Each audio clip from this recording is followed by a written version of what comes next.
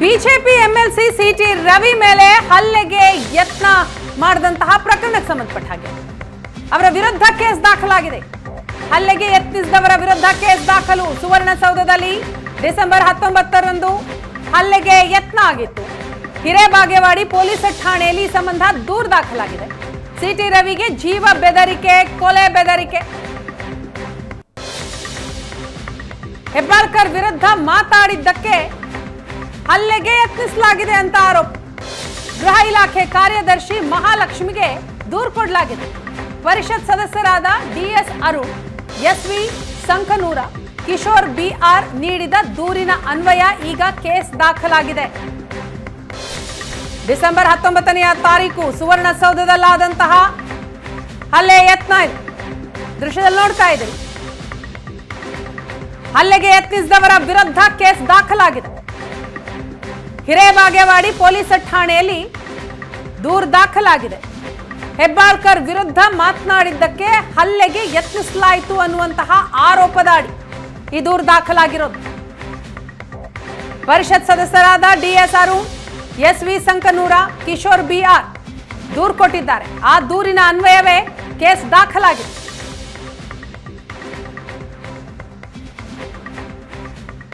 ಈ ಬಗ್ಗೆ ಮಾಹಿತಿಯನ್ನ ಕೊಡ್ತಾರೆ ನಮ್ಮ ಪ್ರತಿನಿಧಿ ಅನಿಲ್. ಇದೀಗ ನಮ್ಮ ಜೊತೆ ಸಂಪರ್ಕದಲ್ಲಿದ್ದಾರೆ. ಅನಿಲ್, ಸಿಟಿ ರವಿ ಅವರ ಮೇಲೆ ಹಲ್ಲೆಗೆ ಯತ್ನಿಸಿದವರ ವಿರುದ್ಧ ಈಗ ಕಂಪ್ಲೇಂಟ್ ದಾಖಲಾಗಿರುವಂತದ್ದು ಏನಿದೆ? ಆ ಕಂಪ್ಲೇಂಟ್ ನಲ್ಲಿ ಏನ್ ಹೇಳಲಾಗಿದೆ? ಹೌದು ವಿನಾ, ಡಿಸೆಂಬರ್ 19ರಂದು ಬೆಳಗಾವಿ ಸುವರ್ಣಸೌಧದಲ್ಲಿ ಸಚಿವ ಲಕ್ಷ್ಮೀ ಹೆಬ್ಬಾಳ್ಕರ್ ವಿರುದ್ಧ ಸಿಟಿ ರವಿ ಅವರು ಆಕ್ಷೇಪಾರ್ಹ ಹೇಳಿಕೆಯನ್ನು ನೀಡಿದ್ರು. ಹೇಳಿಕೆ ಬಳಿಕ ಒಂದಿಷ್ಟು 10ಕ್ಕೂ ಅಧಿಕ ಜನ ಬಂದು ಅವರ ಮೇಲೆ ಹಲ್ಲೆಗೆ ಯತ್ನವನ್ನ ಮಾಡಿದ್ರು. ಅವರು ಏನು ಆ ಮಾತುಕತೆ ಆದ ಬಳಿಕ ಸಿಟಿ ರವಿ ಅವರು ಸುವರ್ಣಸೌಧದಿಂದ ಕೆಳಗಿಳಿದು ನಗರ ಕಡೆ ಬರ್ತಾ ಇದ್ದಂತ ಸಂದರ್ಭದಲ್ಲಿ ಅವರ ವಾಹನ ಮೇಲೆ ಕೂಡ ದಾಳಿಯನ್ನ ಮಾಡಲಾಯಿತು. ಅದಾದ ಬಳಿಕ ಯಾವಾಗ ಸಭಾಪತಿ ಹೊರಟ್ಟಿ ಅವರು ಸಿಟಿ ರವಿ ಅವರನ್ನ ಕರೀತಾರೆ, ಅವಾಗ ಹೊರಟ್ಟಿ ಅವರು ಚೇಂಬರ್ಗೆ ಹೋಗ್ತಕ್ಕಂಥ ಸಂದರ್ಭದಲ್ಲೂ ಕೂಡ ಅವರ ಮೇಲೇನ ದಾಳಿಗೆ ಯತ್ನವನ್ನ ಮಾಡಲಾಯಿತು. ಆಗ ಮಾರ್ಷಲ್ ಅವರನ್ನ ರಕ್ಷಣೆ ಮಾಡಿರುವಂತದ್ದು. ಬಳಿಕ ಇದೇ ಸಂದರ್ಭದಲ್ಲಿ ಸಿಟಿ ರವಿ ಅವರನ್ನ ಕೊಲೆ ಬೆದರಿಕೆ ಹಾಕಿರುವಂತದ್ದು. ನಿನ್ನನ್ನು ಚಿಕ್ಕಮಗಳೂರಿಗೆ ನಿನ್ನ ಹೆಣವನ್ನ ಕಳಿಸ್ತೀನಿ ಅಂತೇಳಿ ಆರೋಪನ ಮಾಡಿದ. ಆಗ ಆತರ ಅವಾದನ ಹಾಕಿದ್ರು, ಬೆದರಿಕೆಯನ್ನ ಹಾಕಿದ್ರು. ಎಲ್ಲಾ ಪ್ರಕರಣ ಸಂಪಟ್ಟಂಗೆ ಡಿಸೆಂಬರ್ 19ರಂದೇ ಸಿಟಿ ರವಿ ಅವರು ಖಾನಾಪುರ ಠಾಣೆಯಲ್ಲಿ ಬಂಧನಕ್ಕೆ ಒಳಗಾದಂತ ಸಂದರ್ಭದಲ್ಲಿ ಖಾನಾಪುರ ಠಾಣೆಯಲ್ಲಿ ದೂರನ್ನ ಕೊಟ್ಟಿದ್ರು. ಆದ್ರೆ ಸಿಟಿ ರವಿಯವರು ಕೊಟ್ಟಂತಹ ದೂರನ್ನ ಬೆಳಗಾವಿ ಪೊಲೀಸರು ಈವರೆಗೂ ದಾಖಲಿಸಿಕೊಂಡಿಲ್ಲ. ಬದಲಾಗಿ ಯಾವಾಗ ಬೆಳಗಾವಿ ಪೊಲೀಸರು ಸಿಟಿ ರವಿ ಕೊಟ್ಟಂತಹ ದೂರನ್ನು ದಾಖಲಿಸಿಕೊಳ್ಳೋದಿಲ್ಲ.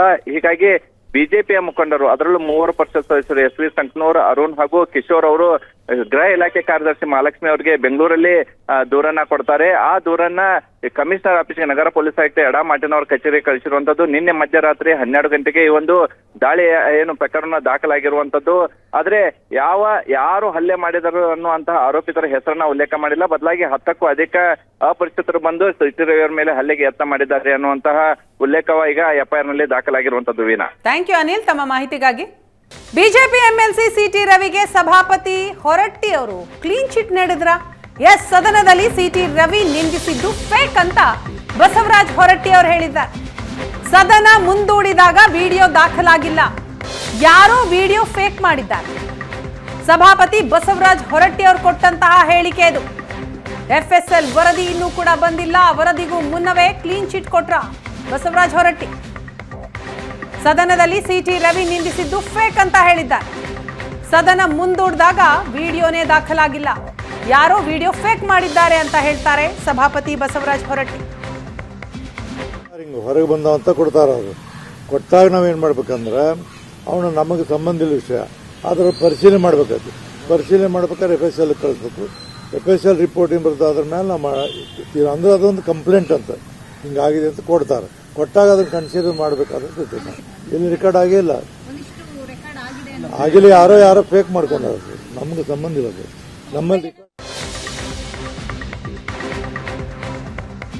ಇನ್ನು ಬೆಳಗಾವಿ ಪೊಲೀಸರ ವಿರುದ್ಧ ಸಭಾಪತಿ ಬಸವರಾಜ್ ಹೊರಟ್ಟಿ ಗರಂ ಆಗಿದ್ದಾರೆ. ಸದನದ ವಿಚಾರಕ್ಕೆ ಪೊಲೀಸರು ಹಸ್ತಕ್ಷೇಪವನ್ನ ಮಾಡಬಾರದು, ನಮ್ಮ ವ್ಯಾಪ್ತಿಗೆ ಪೊಲೀಸರು ಬಂದಿದ್ದಾರೆ ಅಂತ ಗರಂ ಆಗಿದ್ದಾರೆ ಹೊರಟ್ಟಿ. ಹೆಣ್ಣು ಮಕ್ಕಳ ನಿಂದನೆ ನಮ್ಮ ರೂಲಿಂಗ್ಗೆ ಬರಲ್ಲ, ಸಿಟಿ ರವಿ ಬೈದ್ರು ಅಂತ ಹೆಬ್ಬಾಳ್ಕರ್ ದೂರು ನೀಡಿದ್ರು. ಮಹಿಳಾ ಆಯೋಗಕ್ಕೆ ನಮ್ಮನ್ನ ಕೇಳುವ ಅಧಿಕಾರ ಇಲ್ಲ, ಮಹಿಳಾ ಆಯೋಗದ ದೂರು ನಮ್ಮ ವ್ಯಾಪ್ತಿಗೆ ಬರಲ್ಲ ಅಂತ ಹೇಳಿದ್ದಾರೆ ಬಸವರಾಜ್ ಹೊರಟ್ಟಿ. ಅವ್ರ ಹೊರಗೆ ಕಂಪ್ಲೇಂಟ್ ಕೊಟ್ಟದ್ದು, ಆ ಹೆಣ್ಮಗಳು ಬೈದಿದ್ದು, ಅವ್ರ ಪೊಲೀಸ್ ಅರೆಸ್ಟ್ ಮಾಡಿದ್ದು ನಮಗೇನು ಸಂಬಂಧ ಇಲ್ಲ, ಅದು ನಮ್ಮ ರೂಲಿಂಗಕ್ಕೆ ಅದಕ್ಕೆ ಸಂಬಂಧ ಇಲ್ಲ. ಅವ್ರು ಬೇರೆ ಕಂಪ್ಲೇಂಟ್ ಕೊಟ್ಟಾರ, ಬೇರೆ ಕಂಪ್ಲೇಂಟ್ ಮೇಲೆ ಅದು ಡೆವಲಪ್ಮೆಂಟ್ ಆಗಿದೆ. ನಮ್ಮ ರೂಲಿಂಗ್ ಅದಕ್ಕೇನು ಸಂಬಂಧ ಇಲ್ಲ, ನಮಗೆ ಸಂಬಂಧ ಇಲ್ಲದ ವಿಷಯ ಅದು. ಅವ್ರನ್ನೇನಂದ್ರೆ ಯಾರಿಗ ಹೆಣ್ಮಗಳಿಗೆ ಬೈದ್ ಅಂತ ತಿಳ್ಕೊಂಡೇಳಿ ಅವರು ಕಂಪ್ಲೇಂಟ್ ಕೊಟ್ಟಾರ. ಆ ಕಂಪ್ಲೇಂಟ್ ಮೇಲೆ ಪೊಲೀಸರು ತಮ್ಮ ಕಾರ್ಯಾಚರಣೆ ಮಾಡ್ಯಾರ. ಅದು ನಮ್ಮ ಇದಕ್ಕೆ ಅದು ಸಂಬಂಧ ಇಲ್ಲ. ಒಂದೇನು ಮಿಸ್ಟೇಕ್ ಮಾಡ್ಯಾರ ಅವ್ರಂದ್ರೆ ವಿಧಾನ ಪರಿಷತ್ತಲ್ಲಿ ನಡೆದಂಥ ಘಟನೆ ಅಂತ ಒಂದು ಟೈಮ್ ಹಾಕ್ಯಾರ, ಅದು ತಪ್ಪು. ನಾಳೆ ಅದು ಬಂದಾಗ ನಮ್ಮ ನಿಯಮದ ಪ್ರಕಾರ ಅವ್ರು ಆ ಥರ ಕೊಟ್ಟದ್ದು ನಮಗೆ FIR ಬಂದಿದೆ.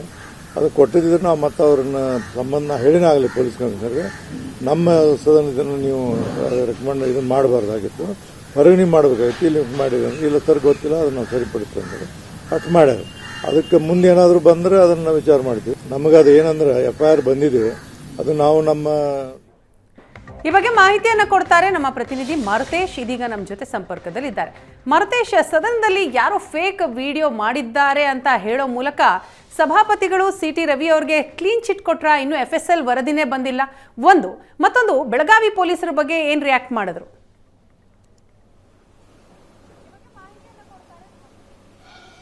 ವೀಣಾ, ಈಗಾಗಲೇ ಬಸವರಾಜ ಹೊರಟ್ಟಿ ಅವರು ಸಭಾಪತಿಗಳು ಈ ಪ್ರಕರಣದಲ್ಲಿ ಬಹಳ ಕ್ಲಿಯರ್ ಕಟ್ ಆಗಿ ಇದ್ದಂಗೆ ಕಾಣಿಸ್ತಾ ಇದೆ. ಅಂದ್ರೆ ಸದನದ ದಾಖಲೆಗಳನ್ನ ಪರಿಶೀಲಿಸಿದಾಗ ಯಾವುದೇ ಆ ರೀತಿಯಾದಂತಹ ಬೈದಿರ್ತಕ್ಕಂಥ ಪದಗಳ ಉಲ್ಲೇಖ ಇಲ್ಲ. ಆ ಕಾರಣಕ್ಕಾಗಿ ನಾವೆಲ್ಲ ಪರಿಶೀಲನೆ ಮಾಡಿದ ಕಾರಣಕ್ಕಾಗಿಯೇ ರೂಲಿಂಗ್ ಕೊಟ್ಟಿರೋದು ಅನ್ನೋದನ್ನ ಮತ್ತೊಮ್ಮೆ ಪುನರುಚ್ಚಾರ ಮಾಡಿದ್ದಾರೆ. ಜೊತೆಗೆ ಈಗಾಗಲೇ ಒಂದಷ್ಟು ವಿಡಿಯೋಗಳು ಕೂಡ ಸಾಮಾಜಿಕ ಜಾಲತಾಣಗಳಲ್ಲಿ ವೈರಲ್ ಆಗ್ತಾ ಇದ್ದಾವೆ. ಅವರು ಬೈದಿರ್ತಕ್ಕಂಥದ್ದು ಸ್ಪಷ್ಟವಾಗಿ ಕೇಳೋ ರೀತಿ ಇರ್ತಕ್ಕಂತಹ ವಿಡಿಯೋಗಳು ಅದು. ಸೊ ಆ ವಿಡಿಯೋಗಳ ಬಗ್ಗೆ ಪ್ರಶ್ನೆ ಮಾಡಿದಾಗ ಅದಕ್ಕೂ ನನಗೂ ಸಂಬಂಧ ಇಲ್ಲ. ನಮ್ಮ ಅಂದ್ರೆ ವಿಧಾನ ಪರಿಷತ್ನ ಅಧಿಕೃತ ದಾಖಲೆಗಳನ್ನ ಗಮನಿಸಿದಾಗ, ಅಂದ್ರೆ ಅಧಿಕೃತ ದಾಖಲೆಗಳು ಯಾವ್ದಾಗುತ್ತೆ, ಒಂದು ಸ್ಟೆನೋಗ್ರಾಫರ್ಸ್ ಅಂದ್ರೆ ಯಾರು ಏನೇನ್ ಮಾತನಾಡ್ತಾರೆ ಅನ್ನೋದನ್ನ ಬರೆದುಕೊಳ್ಳುವಂತವ್ರು, ಇದರ ಜೊತೆಗೆ CCTV, ಜೊತೆಗೆ ವಿಧಾನ ಪರಿಷತ್ನ ಚಾನೆಲ್, ಈ ಮೂರು ಆಯಾಮದಲ್ಲಿ ಅಥವಾ ಈ ಮೂರು ಸೋರ್ಸ್ ನಿಂದ ನೋಡಿದಂತ ಸಂದರ್ಭದಲ್ಲಿ ಯಾವುದೇ ರೆಕಾರ್ಡ್ಗಳು ಇಲ್ಲ ಅನ್ನೋದನ್ನ ಬಹಳ ಸ್ಪಷ್ಟವಾಗಿ ಹೊರಟ್ಟಿಯವರು ಮತ್ತೊಮ್ಮೆ ಪುನರುಚ್ಚಾರ ಮಾಡಿದ್ದಾರೆ. ಜೊತೆಗೆ ಹೊರಗಡೆ ಹರಿದಾಡ್ತಾ ಇರೋದು ಯಾರೋ ಫೇಕ್ ಮಾಡಿರಬೇಕು ಅನ್ನುವಂತ ಒಂದು ಅಭಿಪ್ರಾಯವಕ್ಕೂ ಕೂಡ ಹೊರಟ್ಟಿಯವರು ಬಂದಂಗೆ ಇದೆ. ಅಂದ್ರೆ ಒಂದು ಕಡೆ ಆ FSL ರಿಪೋರ್ಟ್ ಪೊಲೀಸ್ ತನಿಖೆ ನಡೆಸ್ತಾ ಇದೆ. ಅಂದ್ರೆ ಪೊಲೀಸರು ತಮ್ಮ ಆಯಾಮದಲ್ಲಿ ಹೇಳಿರೋದು ನಿಜವಾ ಇಲ್ವಾ, ಅವರೇ ಹೇಳಿದ್ದ ಅನ್ನೋದರ ಕುರಿತಾಗಿ FSL ರಿಪೋರ್ಟ್ ತರಿಸಿಕೊಳ್ಳುವಂಥದ್ದು, ಅಂದ್ರೆ ಅವರ ಸೋರ್ಸ್ ನಲ್ಲಿ ಇರ್ತಕ್ಕಂಥ ವಿಡಿಯೋ ದಾಖಲೆಗಳನ್ನ ಇಟ್ಕೊಂಡು ಅವ್ರು ತರಿಸಿಕೊಳ್ಳುವಂಥದ್ದು ತನಿಖೆಯ ಭಾಗ. ಆದ್ರೆ ಸದನದ ಒಳಗೆ ಅಂದ್ರೆ ವಿಧಾನ ಪರಿಷತ್ನ ಒಳಗೆ ಆಗಿರ್ತಕ್ಕಂಥ ಬೆಳವಣಿಗೆ ಬಗ್ಗೆ ಯಾವುದೇ ದಾಖಲೆ ಇಲ್ಲ ಅನ್ನೋದನ್ನ ಮತ್ತೊಮ್ಮೆ ಹೊರಟ್ಟಿಯವರು ಸ್ಪಷ್ಟಪಡಿಸಿದ್ದಾರೆ. ಹೊರಗಡೆ ಹರಿದಾಡ್ತಾ ಇರೋದಕ್ಕೂ ನನಗೂ ಯಾವುದೇ ರೀತಿಯಾದಂತಹ ಸಂಬಂಧ ಇಲ್ಲ. ಸದನದ ದಾಖಲೆಗಳು ಯಾರತ್ರಾರು ಇದ್ರೆ ನನಗೆ ಕೊಟ್ರೆ ಮತ್ತೊಮ್ಮೆ ಪರಿಶೀಲನೆ ಮಾಡುವಂತ ಪ್ರಯತ್ನಕ್ಕೆ ನಾನು ಮುಂದಾಗ್ತೀನಿ ಅನ್ನುವಂಥದ್ದನ್ನು ಹೇಳಿದ್ದಾರೆ. ಜೊತೆಗೆ ಹೊರಗಡೆ ಹರಿದಾಡ್ತಾ ಇರುವಂತಹ ವಿಡಿಯೋಗೂ ಕೂಡ ಅದು ಫೇಕ್ ಮಾಡಿದ್ದಾರೆ ಅನ್ನುವಂತ ಮಾತನ್ನು ಕೂಡ ಬಹಳ ಸ್ಪಷ್ಟವಾಗಿ ಹೇಳಿದ್ದಾರೆ. ಇದರ ಜೊತೆಗೆ ವಿಧಾನ ಪರಿಷತ್ನ ಒಳಗೆ ಆಗಿರುವಂತಹ ಬೆಳವಣಿಗೆ ಬಗ್ಗೆ ಪೊಲೀಸ್ ಸ್ಟೇಷನ್ ನಲ್ಲಿ FIR ಆಗಿರೋದ್ರ ಬಗ್ಗೆಯೂ ಕೂಡ ಹೊರಟ್ಟಿಯವರ ಅಸಮಾಧಾನವನ್ನು ವ್ಯಕ್ತಪಡಿಸಿದ್ದಾರೆ. ಕಾರಣ FIR ನಲ್ಲಿ ವಿಧಾನ ಪರಿಷತ್ನಲ್ಲಿ ಆಗಿರ್ತಕ್ಕಂತಹ ಬೆಳವಣಿಗೆ ಅನ್ನೋದನ್ನ ಉಲ್ಲೇಖ ಮಾಡಿರೋದಕ್ಕೆ ಆಕ್ಷೇಪ ಇದೆ. ಯಾಕಂದ್ರೆ ವಿಧಾನ ಪರಿಷತ್ನ ಒಳಗೆ ಆಗುವಂತ ಬೆಳವಣಿಗೆಗಳಿರ್ಬೋದು, ವಾಗ್ವಾದಗಳಿರ್ಬೋದು, ಜಟಾಪಟಿಗಳಿರ್ಬೋದು, ಅದು ಪೊಲೀಸ್ನ ವ್ಯಾಪ್ತಿಗೆ ಬರೋದಿಲ್ಲ ಅನ್ನೋದನ್ನ ಇನ್ನೊಮ್ಮೆ ಪುನರುಚ್ಚಾರ ಮಾಡಿದ್ದಾರೆ. ಇದರ ಜೊತೆಗೆ ಇನ್ನೊಂದು ಹಂತಕ್ಕೂ ಕೂಡ ಪೊಲೀಸ್ನವರು ಮುಂದಾಗಿದ್ರು. ಅಂದ್ರೆ ಇಡೀ ಪ್ರಕರಣದಲ್ಲಿ ಸ್ಪಾಟ್ ಮಹಜರ್ ಆಗದೆ ಇದ್ರೆ ಯಾವ ಕೇಸ್ ಕೂಡ ಕೋರ್ಟ್ ನಲ್ಲಿ ನಿಲ್ಲೋದಿಲ್ಲ. ಈಗ FIR ಅಲ್ಲಿ ದಾಖಲಿಸಿರೋ ಹಾಗೆ ಅದಕ್ಕೆ ಸಾಕ್ಷಿ ಒದಗಿಸುವಂತದ್ದು ಮತ್ತು ಸ್ಥಳ ಮಹಜರ್ ಕೂಡ ಆಗ್ಬೇಕಾಗತ್ತೆ. ಪರಿಷತ್ನ ಒಳಗಡೆ ಈಗ ಪೊಲೀಸರು ಎಂಟ್ರಿ ಆಗೋದಕ್ಕೆ ಆಗೋದಿಲ್ಲ. ಎಂಟ್ರಿ ಆಗುವಂತ ಪ್ರಯತ್ನವನ್ನ ಮಾಡಿದ್ದಾರೆ ಅನ್ನೋದನ್ನು ಕೂಡ ಹೊರಟ್ಟಿಯವರು ಬಹಳ ಗಂಭೀರವಾಗಿ ಹೇಳಿದ್ರು. ಆ ರೀತಿ ಯಾವುದು ಕೂಡ ಮಾಡಕೂಡುದು ಅನ್ನುವಂತ ಎಚ್ಚರಿಕೆಯನ್ನ ಕೊಟ್ಟಿದ್ದೀನಿ, ಹೌಸ್ ಕೂಡ ಲಾಕ್ ಆಗಿದೆ ಅನ್ನೋದಂತ ಎಚ್ಚರಿಕೆಯನ್ನ ಕೊಟ್ಟು ಕಳಿಸಿದ್ದೀನಿ ಅನ್ನುವಂತ ಮಾತನ್ನು ಕೂಡ ಹೇಳಿದ್ರು. ಅಂದ್ರೆ ಪೊಲೀಸರ ವರ್ತನೆ ಬಗ್ಗೆಯೂ ಕೂಡ ಅಂದ್ರೆ ವಿಧಾನ ಪರಿಷತ್ನನ್ನ ತಮ್ಮ ಸುಪರ್ದಿಗೆ ತೆಗೆದುಕೊಳ್ಳುವ ರೀತಿ ಪೊಲೀಸರು ವರ್ತಿಸ್ತಾ ಇದ್ದಾರೆ ಅನ್ನುವಂತ ಅರ್ಥದಲ್ಲಿ ಹೊರಟ್ಟಿಯವರು ಮಾತನಾಡಿದ್ರು. ಅವರಿಗೂ ಕೂಡ ಒಂದು ಎಚ್ಚರಿಕೆಯನ್ನ ಕೊಟ್ಟಿದ್ದೀನಿ, ಯಾವುದೇ ಕಾರಣಕ್ಕೂ ಸ್ಪಾಟ್ ಮಹಜರ್ಗೆ ಬರಕೂಡದು ಅನ್ನುವಂಥದ್ದನ್ನು ಕೂಡ ಹೇಳಿದ್ದೀನಿ ಎನ್ನುವಂತ ಮಾತುಗಳನ್ನು ಕೂಡ ಹೇಳಿದ್ದಾರೆ. ಒಟ್ಟಿನಲ್ಲಿ ಇಡೀ ಪ್ರಕರಣದ ಹಿನ್ನೆಲೆಯನ್ನು ನೋಡಿದಾಗ ಸದನದ ಅಧಿಕೃತ ದಾಖಲೆಗಳಲ್ಲಿ ಯಾವುದೇ ಇಲ್ಲ ಅನ್ನೋದನ್ನ ಹೊರಟ್ಟಿಯವರು ಮತ್ತೊಮ್ಮೆ ಪುನರುಚ್ಚಾರ ಮಾಡಿದ್ದಾರೆ. ವೀಣಾ, ಥ್ಯಾಂಕ್ ಯು ಮರುತೇಶ್ ತಮ್ಮ ಮಾಹಿತಿಗಾಗಿ. CT ರವಿ ಕೇಸ್ನ ಕುರಿತಾಗಿ ಬಿಜೆಪಿ ಹೈಕಮಾಂಡ್ಗೆ ಈಗ ರಿಪೋರ್ಟ್ ನೀಡಲಾಗಿದೆ. ಪರಿಷತ್ನಲ್ಲಾದಂತಹ ಹೈಡ್ರಾಮದ ಕುರಿತು ಹೈಕಮಾಂಡ್ಗೆ ವರದಿ ಸಲ್ಲಿಸಿದ್ದಾರೆ ರಾಜ್ಯ ನಾಯಕರು. ಕೇಂದ್ರದ ನಾಯಕರಿಗೆ ಮಾಹಿತಿ ಕೊಟ್ಟಿದ್ದಾರೆ ರಾಜ್ಯ ಬಿಜೆಪಿ ನಾಯಕರು. CT ರವಿ ವಿರುದ್ಧ ದಾಖಲಾದಂತಹ ಕೇಸ್ಗಳ ಕುರಿತು ವಿವರಣೆ ನೀಡಲಾಗಿದೆ. ರಾಜ್ಯ ಬಿಜೆಪಿ ಉಸ್ತುವಾರಿಗೆ ವರದಿಯನ್ನ ರವಾನಿಸಿದ್ದಾರೆ. CT ರವಿ ಟಾರ್ಗೆಟ್ ಹಾಗೂ ಸರ್ಕಾರ ಸರ್ಕಾರದ ವರ್ತನೆ ಹೇಗಿತ್ತು ಅನ್ನೋದರ ಬಗ್ಗೆ ಸಂಪೂರ್ಣವಾದಂತಹ ರಿಪೋರ್ಟ್ ಇದು. ಸಿಟಿ ರವಿ ಕೇಸ್ ಮೂಲಕ ಬೇರೆ ನಾಯಕರಿಗೆ ಬೆದರಿಕೆಯ ತಂತ್ರವನ್ನ ಒಡ್ಲಾಗಿದೆ. ಪ್ರಭಾವಿ ನಾಯಕ ಈ ಕೇಸ್ನ ಮಾಸ್ಟರ್ ಮೈಂಡ್ ಅಂತಲೂ ಕೂಡ ಹೈಕಮಾಂಡ್ಗೆ ವರದಿ ಕೊಡಲಾಗಿದೆ. ಕಿರುಕುಳ ನೀಡುವ ಉದ್ದೇಶದಿಂದಲೇ ಸಿಟಿ ರವಿ ಕೇಸನ್ನ ಬಳಕೆ ಮಾಡಿಕೊಳ್ಳಲಾಗಿದೆ. ಸಿಟಿ ರವಿ ಬಂಧನದ ವೇಳೆ ಎಲ್ಲ ನಾಯಕರು ಒಟ್ಟಾಗಿದ್ದೆವು, ವರಿಷ್ಠರಿಗೆ ವರದಿಯನ್ನ ಕೊಟ್ಟಿದ್ದಾರೆ ರಾಜ್ಯ ಬಿಜೆಪಿ ನಾಯಕರು. ಈ ಬಗ್ಗೆ ಮಾಹಿತಿ ಕೊಡ್ತಾರೆ ನಮ್ಮ ಹಿರಿಯ ಪ್ರತಿನಿಧಿ ಆನಂದ್ ಬೈದನ್ಮನೆ, ಇದೀಗ ನಮ್ಮ ಜೊತೆ ಸಂಪರ್ಕದಲ್ಲಿದ್ದಾರೆ. ಆನಂದ, ಸಿಟಿ ರವಿ ಕೇಸ್ ಈಗ ಹೈಕಮಾಂಡ್ ಅಂಗಳ ತಲುಪಿರುವಂಥದ್ದು, ಏನು ರಿಪೋರ್ಟ್ ಕೊಟ್ಟಿದ್ದಾರೆ ರಾಜ್ಯ ಬಿಜೆಪಿ ನಾಯಕರು?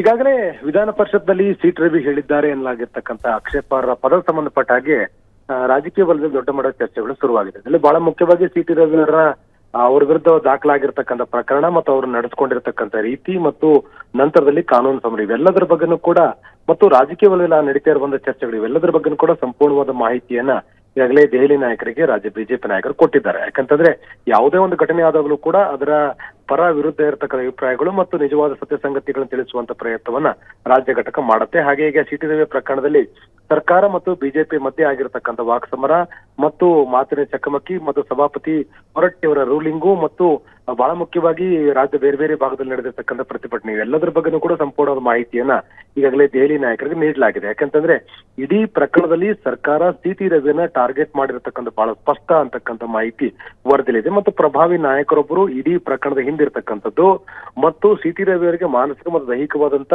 ಹಿಂಸೆ ಕೊಡಬೇಕು ಅನ್ನುವಂತ ಉದ್ದೇಶ ಇಟ್ಕೊಂಡೇ ಪೊಲೀಸರನ್ನು ದುರ್ಬಳಕೆ ಮಾಡಿಕೊಳ್ಳಲಾಗಿದೆ. ಹಿರಿಯ ಪೊಲೀಸ್ ಅಧಿಕಾರಿಗಳ ಮೂಲಕ ಕೆಳ ಹಂತದ ಅಧಿಕಾರಿಗಳನ್ನ ಬಳಕೆ ಮಾಡಿಕೊಂಡು ಇಡೀ ಪ್ರಕರಣವನ್ನ ದಿಕ್ಕು ತಪ್ಪಿಸುವಂತ ಕೆಲಸವನ್ನ ಸರ್ಕಾರ ಮಾಡಿದೆ ಅನ್ನುವಂಥದ್ದು ಮತ್ತು ರಾಜ್ಯದಲ್ಲಿರ್ತಕ್ಕಂಥ ಬಿಜೆಪಿ ನಾಯಕರಿಗೆ ಒಂದು ಭಯದ ವಾತಾವರಣವನ್ನು ಸೃಷ್ಟಿ ಮಾಡುವಂತ ಉದ್ದೇಶವೂ ಕೂಡ ಇದರ ಹಿಂದಿದೆ, ಇಡೀ ಪ್ರಕರಣದ ಹಿಂದಿದೆ ಅಂತಕ್ಕಂಥದ್ದು. ಜೊತೆಗೆ ಈ ಒಂದು ಪ್ರಕರಣ ಇದೆ ಆಕ್ಷೇಪಾರ್ಹ ಪದ ಬಳಕೆಯ ಪ್ರಕರಣ ಅಂತಿಮವಾಗಿ ಕಾನೂನು ಸಮರದಲ್ಲಿ ಯಾವುದೇ ರೀತಿ ನಿರೀಕ್ಷಿತವಾಗಿರ್ತಕ್ಕಂಥ ಫಲವನ್ನ ಕೊಡಲ್ಲ, ಬದಲಾಗಿ ಹಾಗಾಗಿ ಸಿಟಿ ರವಿಗೆ ಭಯಪಡಿಸುವ ಮೂಲಕ ಇತರ ಕಾರ್ಯಕರ್ತರಿಗೂ ಒಂದು ಸಂದೇಶವನ್ನ ಕೊಡಬೇಕು ಅನ್ನೋ ಉದ್ದೇಶ ಇಟ್ಟುಕೊಂಡೇ ಈ ರೀತಿಯಾಗಿರುವಂತಹ ನಡವಳಿಕೆಗಳನ್ನ ಸರ್ಕಾರ ಮಾಡಿದೆ ಅನ್ನುವಂತ ವಿಚಾರವೂ ಸೇರಿದಾಗೆ ಸಂಪೂರ್ಣವಾಗಿರುವಂತಹ ಮಾಹಿತಿಯನ್ನ ದೆಹಲಿ ನಾಯಕರಿಗೆ ಕೊಟ್ಟಿದ್ದಾರೆ. ದೆಹಲಿ ನಾಯಕರಿಗೆ ಆಗಿರುವಂತಹ ಒಟ್ಟಾರೆ ಬೆಳವಣಿಗೆ ವಿವರ ಈಗಾಗಲೇ ಲಭ್ಯ ಆಗಿದೆ. ಎಸ್, ಥ್ಯಾಂಕ್ ಯು ಆನಂದ್ ತಮ್ಮ ಮಾಹಿತಿಗಾಗಿ.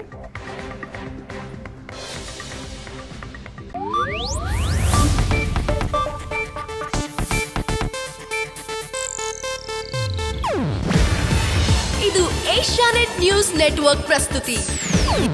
ನೀವು ನೋಡ್ತಿದ್ದೀರಾ ಏಷ್ಯಾನೆಟ್ ಸುವರ್ಣ ನ್ಯೂಸ್.